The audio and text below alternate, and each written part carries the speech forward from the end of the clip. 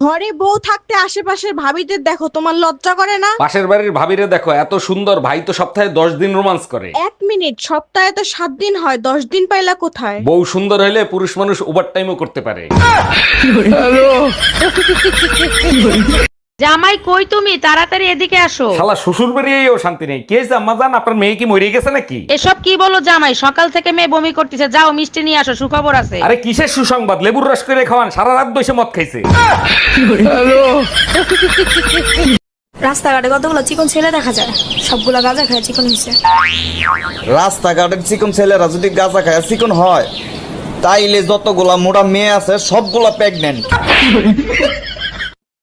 ভাবি, ছেলে মেয়েরা আলাদাভাবে কথা বলে নিক, আপনি কি বলেন? ঠিক বলছেন রোমিও ভাই, যাও তোমরা আলাদাভাবে কথা বলে নাও। আচ্ছা ভাইয়া, আপনারা ভাই বোন কয়জন? আগে তো 3 জন ছিল, এখন তোমারে নিয়ে 4 জন হইলো।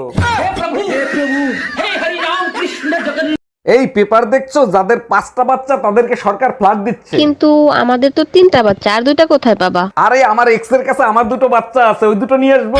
ভালো কথা, আমাদের বাচ্চারা কোথায়? পেপার কি তুমি একা পড়ো? যার বাচ্চা সে নিয়ে গেছে।